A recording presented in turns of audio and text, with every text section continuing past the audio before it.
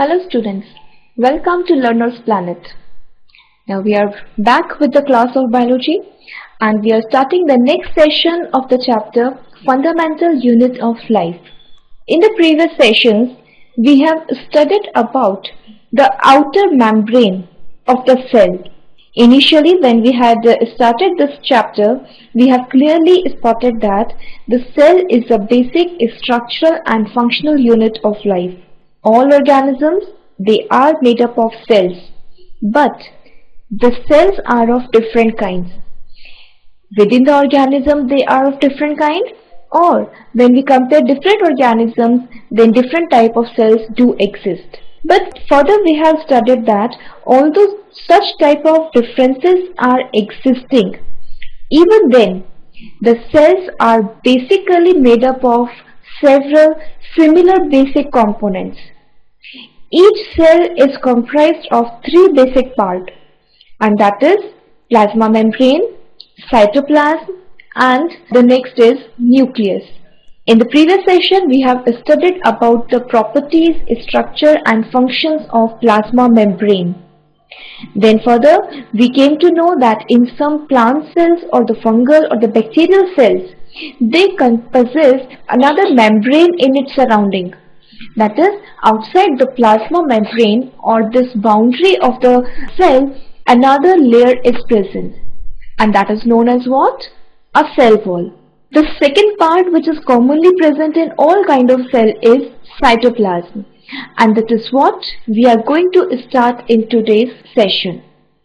So cytoplasm, it is basically present in between the cell membrane and the nuclear membrane.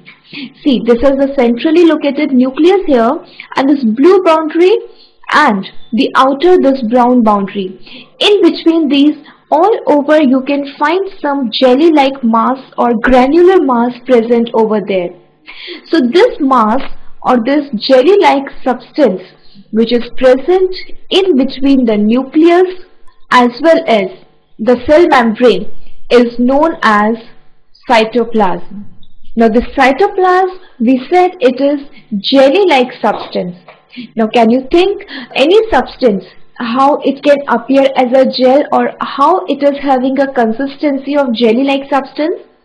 So basically it is due to the presence of water. So we can say the cytoplasm is an aqueous substance, and this aqueous substance is known as cytosol. So aqueous substance means what? What we mean by this is it is an aqueous solution. Solution is what? In which there are solutes, in which there are solvent. So aqueous because the base or the solvent is water. Cytosol is comprised of almost 90% of water. Also, there are the substances present in this water. So what substance is actually present? They can be different kind of biomolecules. So in short, if we need to understand the base, this type of cytosol composition, we can say it is composed of 90% of water, and in which the remaining are the biomolecules. Which biomolecules are likely present here? They could be carbohydrates, lipids, proteins, insoluble waste material, several mineral ions, elements, and so on. Nucleotides, so many biomolecules are present, and all these biomolecules or the minerals or the elements, they are essentially required for the body, for the survival of the cell. Now these molecules, they are actually maintaining the internal environment of the cell, because each component is required for the survival. We all know that there is a need for each and every component, and therefore it has to be maintained inside. Now from where it is going to come over there? Either it will be synthesized by the cell itself, or it will be taken by it from surrounding. So these molecules accordingly can move in and out of the cell. For example, carbohydrate or the glucose Glucose is an example of carbohydrate. If it is deficient inside the cell, then it has to be taken up by the cell from surrounding. So these molecules can come inside from plasma membrane into the cytoplasm. And if it is required at particular target site, like some organelle, they can be transferred over there. Or otherwise, it could be synthesized by the cell itself. On the other hand, if there are certain insoluble waste, now these waste, although they are present initially in the cytoplasm, but they should not reside over there permanently. They have to be removed out from the cell. So this is how the molecules, they are present inside the cytoplasm, but concentration or the amount is not always constant. It is but further maintained. It is not constant, but it is maintained according to the need. But one important thing is that whatever molecule is present, all these biomolecules, they are made up of some basic components like carbon, hydrogen, oxygen, nitrogen, etc. There could be phosphorus or calcium or sodium and any other mineral. So these molecules, chemically they are the organic molecules. They are comprised of basic elements, and the ratio of this particular element overall distributed in all other forms in any biomolecular form, they are supposed to be constant. And if that is maintained properly, then cytoplasm can functionally very actively and will support the life of the cell. So what this ratio or what the percentage is present of these elements? For example, oxygen is about 64%. Now don't take it as an exact figure. This is an approximate figure which is present in the different forms of biomolecules. Oxygen could be present in the carbohydrate, lipid, protein or many other kind of molecules like nucleotides, DNA, anything. Oxygen can be present. Then carbon, it is around 18%. Hydrogen, it's around 10%. Nitrogen, the content is approximately 0.3%. And there are some trace elements which are like ions or some other molecules like calcium, phosphorus, chlorine, etc. They all together form a 0.5% of this particular system. So this is how it is distributed within the cell.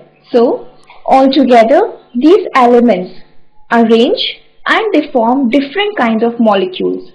And of course these molecules would be present there in the cytosol, that is dissolved in the water.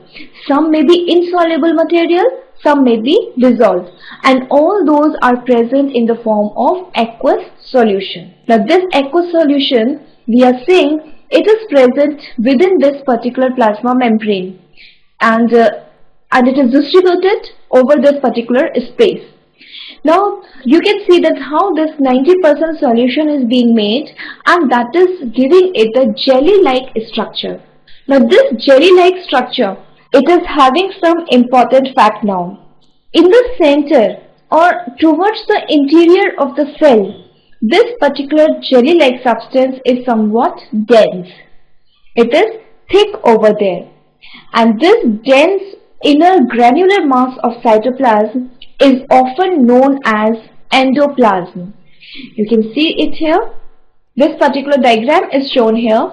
If we clearly show this particular cytoplasm, it will be present as distributed all over in between this particular space, from plasma membrane to this inner nuclear membrane. Now this membrane we are saying is dense towards interior side, and it is forming a thin layer, transparent layer towards the boundary line. So this inner line which is dense, that is known as endoplasm, whereas the outer side of this cytoplasm is somewhat thin. It is having some glassy-like appearance, and is present towards the boundary line. We can say like here, you must have seen this line when studying the diagram of like amoeba or something. So this line here is known as ectoplasm. This ectoplasm is sometimes, it is also known as cell cortex. So this is how this gel is distributed in between the membrane and the plasma membrane. In between these particular membrane or granular substance, that is endoplasm, various other components are also present. Now which particular components are present? These are the cellular organelles. There are various compartments, and these functional compartments are the organelles. You can see these small structures are present.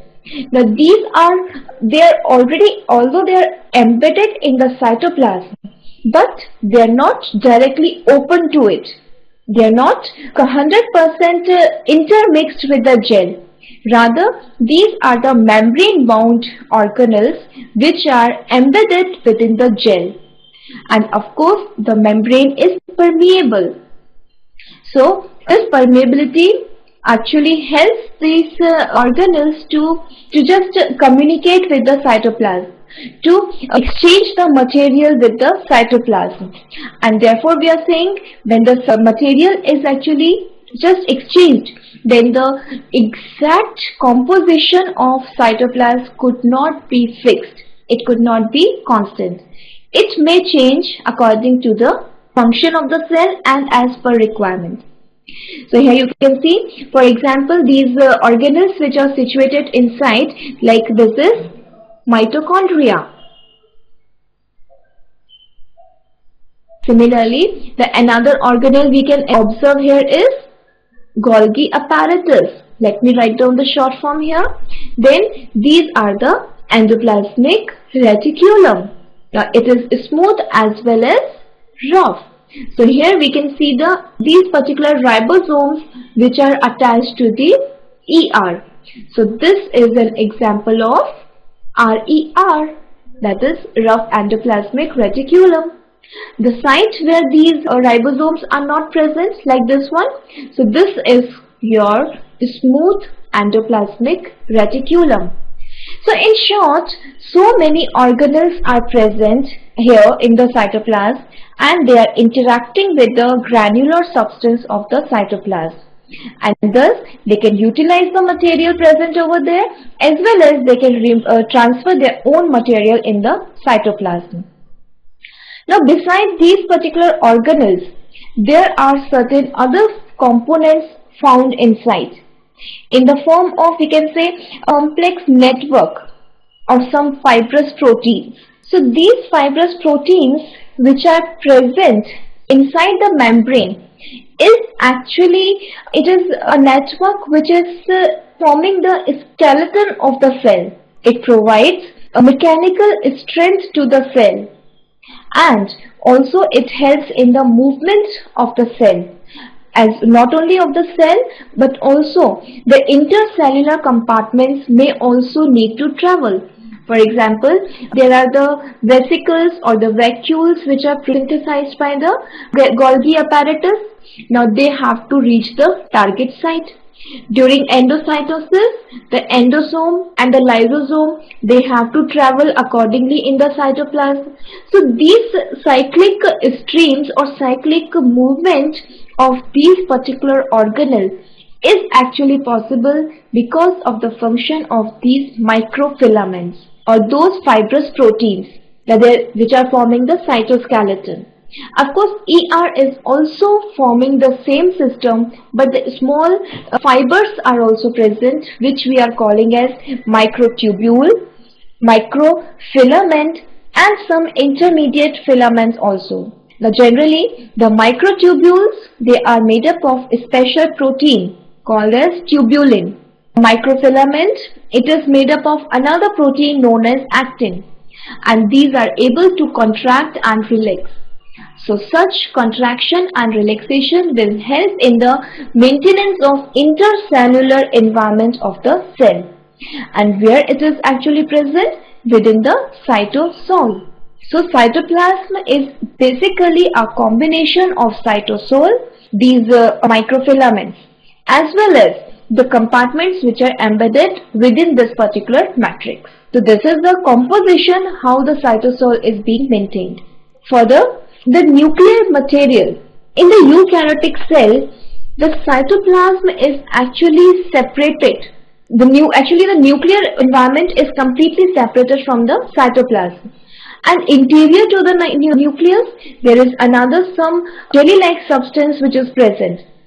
So that jelly-like substance which is present inside the nucleus is known as nucleoplasm. In the case of prokaryotic cells, there is no such discrimination between the nuclear material and the cytoplasmic material.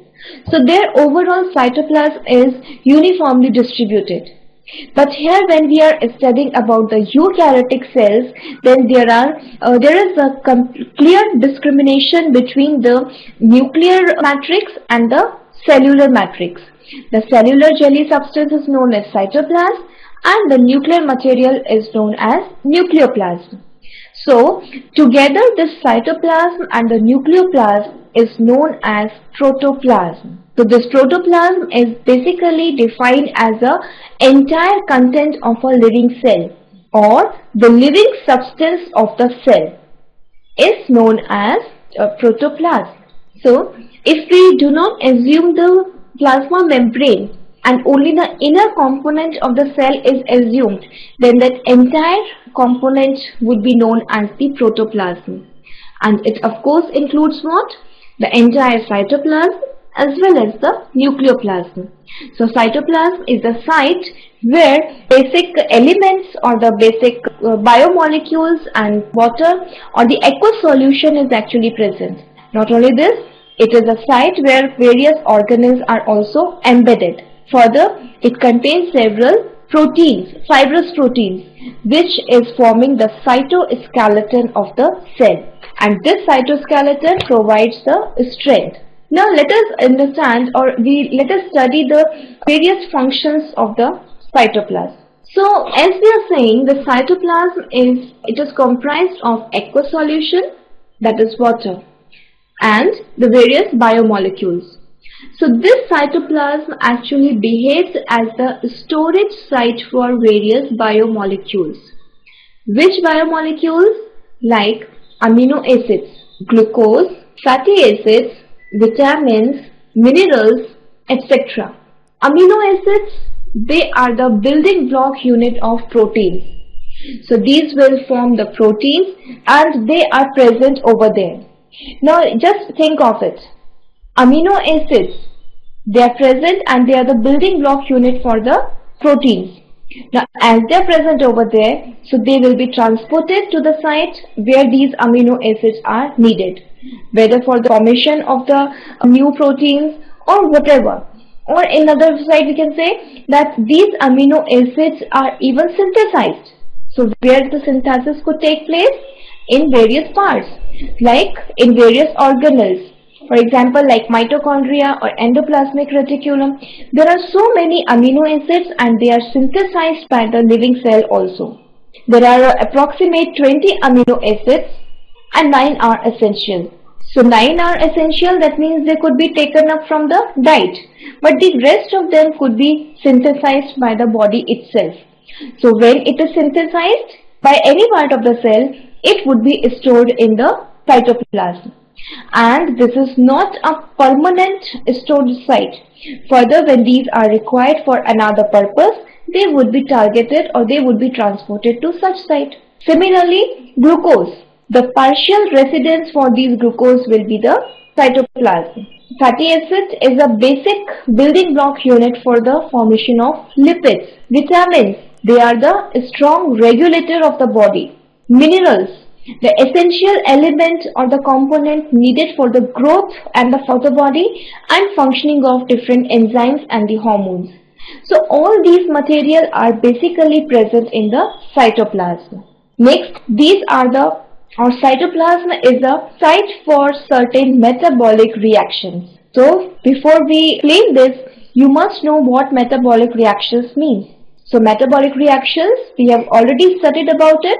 So basically it means it is a set of all biochemical reactions taking place in the cell. In the case of cytoplasm, several metabolic reactions can take place, which could be synthetic or which could be destructive. Let us quote some examples here. Let us say certain amino acids or fatty acids or nucleotides. Nucleotide, which is a building block unit of DNA or the nucleic acid. So these basic units are synthesized within the cytoplasmic matrix. So now you can think how important point is this, that these molecules which are synthesized, at each step they will need certain enzymes. Enzymes are what? Proteins. From where these proteins are coming? They are either present in the cytoplasm or they will be transported by the specific target organelle. Besides this is one of the example of a synthetic form. Fatty acids, amino acids, nucleotides all are synthesized within the cytoplasm. On the other hand, another phase of metabolic reaction is a destructive type of reaction. What does it mean? The catabolic reaction. That means a complex molecule is broken down to a simpler molecule. Can you think of any example here? Glucose. The breakdown of this glucose, it takes place in the cytoplasm. You know what pathway is known? This pathway is known as what? Glucose is broken down to pyruvate, and this process is known as glycolysis. But mind it, glucose can be completely oxidized to carbon dioxide and water. But this complete oxidation does not take place in the cytoplasm. Rather, the half path is taking place in the cytoplasm, and that is known as what? It is known as glycolysis. The next phase, that is Krebs cycle, in which the glucose is completely broken down to carbon dioxide and water. It will take place in the mitochondria. See that how this cytoplasm is serving as the key house or keyhole for the metabolic reaction, as well as it is transporting the material in and out of the cell or to the organelles. Besides this, it provides path for the movement of molecules to their target site from their synthesis site. Now, several molecules we have seen as example that they are being synthesized or broken down within the cytoplasm. But there are different kinds of organelles, and each organelle is responsible for what? For the breakdown of various molecules or the synthesis of some others. Now, it is never necessary that each organelle can synthesize each kind of molecule and can utilize each type of molecule. So what happens is, one of the organelle will be involved in the synthesis of one compound. The another will be responsible for synthesis of some other compound. Now this one which is synthesized here will be broken down somewhere else. So if all reactions are not taking place at the same site, the site is different for its synthesis and for its breakdown and for its utilization also. So they have to reach that particular target site.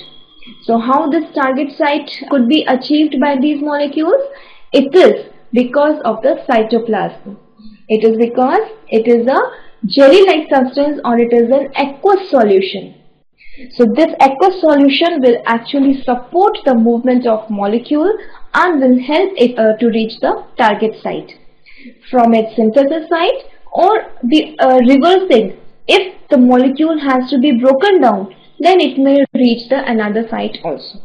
Besides this, there is the presence of other fibrous proteins we said, that is microtubules and microfilaments. Now these microtubules are made up of protein tubulin.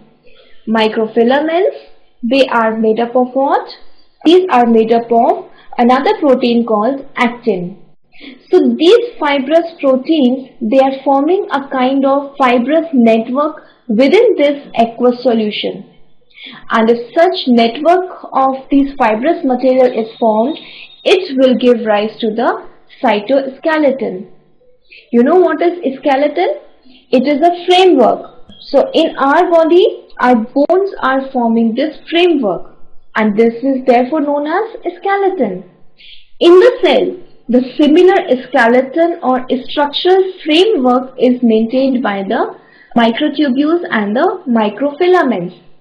And since it is forming the skeleton for the cell, so it is known as cytoskeleton. Cyto stands for the cell. Now this cytoskeleton, what is it doing inside the cell? So this particular cytoskeleton is basically maintaining the structure of the cell. It provides mechanical strength or structural strength to the cell. Not only this much, they also help in the movement of the cell itself, as well as the process of cyclosis. That means movement of molecules from one side to the another.